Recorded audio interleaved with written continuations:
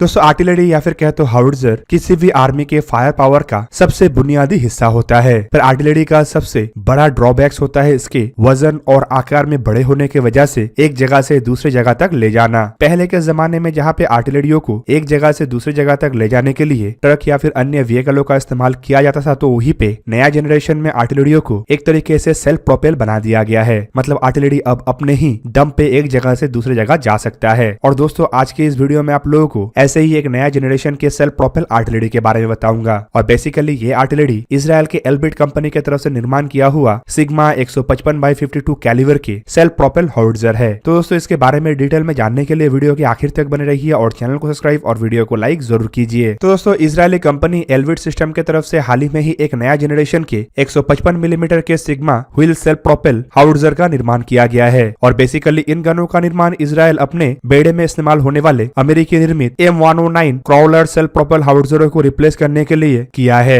दोस्तों आजकल के जमाने के जो हाउट्जर है वो वजन में हल्के और रैपिड रेस्पॉन्स के लिए काफी अधिक पॉपुलर है। इवन इसमें ट्रांसपोर्ट में आसान होने के साथ साथ सेल्फ प्रोपेल हाउट्जर काफी अधिक प्रचलन में भी आया है। और कई सारे देश खास करके इंडिया, चाइना और रशिया जैसे देश भी अब इस तरीके के हथियारों के ऊपर काफी अधिक तरजीह दिखा रहा है। और सेल्फ प्रोपेल हाउट्जर में व्हील सेल्फ प्रोपेल हाउट्जर को हाल फिलहाल के टाइम में काफी अधिक तरजीह इसीलिए भी दिया जा रहा है क्योंकि ये स्ट्रेटेजिक मैन्यूवरेबिलिटी में भी काफी आगे है और साथ ही साथ काफी सिंपली इसे डिप्लॉय किया सकता है। और इस तरीके के आर्टिलरियों को अन्य हैवी व्हीकलों के ऊपर डिपेंड करने का आवश्यकता नहीं है। और दोस्तों इसी वजह से ही दुनिया के अन्य देशों के जैसे इजराइल भी अपने बेड़े के क्राउलर सेल्फ प्रोपेल हाउट्जरों को एक व्हील्ड सेल्फ प्रोपेल हाउट्जरों के द्वारा रिप्लेस करना चाहता था। दूसरी तरफ अगर देखा जाए तो अमेरिकी आर्मी भी अपने बेड़े के पुराने हो चुके सेल्फ प्रोपेल आर्टिलरियों को एक नए मोबाइल आर्टिलरी सिस्टमों के द्वारा रिप्लेस करना चाहता है। और अमेरिकी आर्मी की आवश्यकताओं को अगर देखा जाए तो ये लगभग एक ब्रिगेड के बराबर का आवश्यकताएं है। और दोस्तों इस तरीके की आवश्यकताओं को पूरा करने के लिए जहाँ पे कई सारे देश अपने खुद के सेल्फ प्रोपेल हाउट्जरों को लेके प्रतियोगिता में भाग ले रहा है, तो वहीं पे अमेरिका के स्ट्राइकर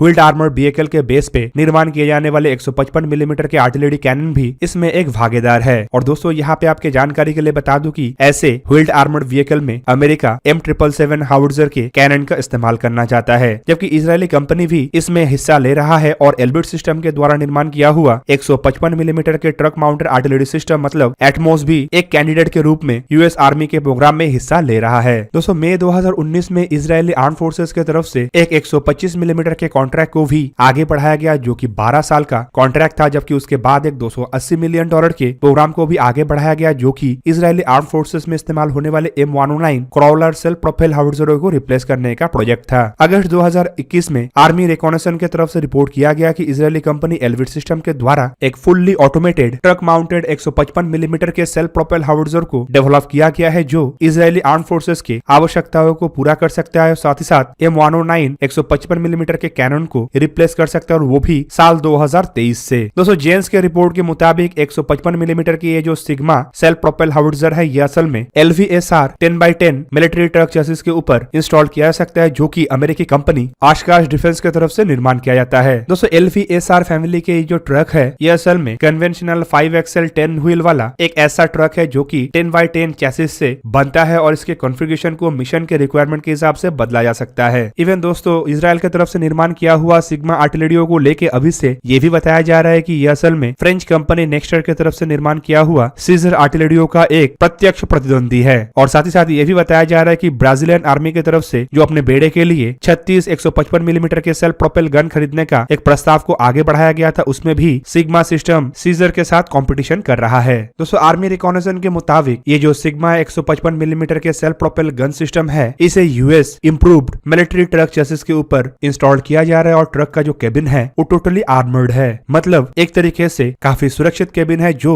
माइन के अगेंस्ट में भी केबिन के क्रू को सुरक्षित रखता है। दूसरी तरफ बताया यह भी जा रहा है कि इस व्हीकल को ऑपरेट करने के लिए 3 क्रू मेंबर का आवश्यकता होता है। इवन हाल ही में जेन्स के कुछ रिपोर्टों में सिग्मा सेल्फ प्रोपेल हाउट्जरों के कुछ फोटो को भी जारी किया गया है जहाँ पे आसानी से पता चल रहा है कि इन आर्टिलरियों में जो क्रू केबिन है वो आर्टिलरियों के सामने के हिस्से में है। दूसरी तरफ क्रू केबिन टोटली आर्मर्ड है जो कि क्रू को स्मॉल आर्म्स, शार्पनेल जैसे खतरनाक हथियारों से प्रोटेक्ट कर सकता है। और साथ ही साथ ये भी बताया जा रहा है कि ये केबिन क्रू को न्यूक्लियर, बायोलॉजिकल और केमिकल एनवायरनमेंट से भी प्रोटेक्ट करता है। दूसरी तरफ ये भी बताया जा रहा है कि क्रू कंपार्टमेंट असल में टोटल एयर कंडीशन है, मतलब अगर क्रू इसमें लंबे समय तक रहते हैं या फिर हार्श कंडीशन में जाते हैं तब भी आर्टिलरी के क्रू कंफर्ट में रह सकेंगे। और दोस्तों इससे भी खास बात यह है कि टोटल गन का ऑपरेशन केबिन में बैठ के ही हैंडल किया जा सकता है। दोस्तों इस तरीके के गन को ऐसे ऑटोमेटेड निर्माण करना काफी मुश्किल होता है, क्योंकि 155 मिलीमीटर के बड़े कैनन जिसमें 52 कैलिवर्स के एमुनेशन इस्तेमाल होता है, उसे ऑटोमेटेड लोड के साथ संपूर्ण केबिन से मेंटेन करना या फिर ऐसे बनाना जो ऑटोमेटिकली ऑपरेट हो सके, काफी क्रिटिकल होता है। और फिलहाल सिग्मा जैसे गन का निर्माण करके इजराइल इस तरीके के काम में महारत हासिल कर चुका है। दोस्तों सिग्मा सिस्टमों को totally remote control weapon station से ऑपरेट किया जा सकता है, और ऐसे रिमोट कंट्रोल वेपन स्टेशन के अंदर 155 मिलीमीटर के गन भी आता है, और गन एक बेहतरीन मॉड्यूलर ऑटोमेटिक रिलोडिंग सिस्टमों से लैस है, जो कि गन को एक तरीके से काफी हाई रेट ऑफ फायर भी प्रोवाइड करता है और रैपिड रेस्पॉन्स देने में भी मदद करता है। इवन दोस्तों एल्विट सिस्टम की तरफ से हाल ही में यह भी जानकारी दिया गया है कि कंपनी को सिग्मा गन सिस्टमों को एक्सपोर्ट करने को लेके भी एक बहुत बड़ा कॉन्ट्रैक्ट मिला है, जो करीबन $106 मिलियन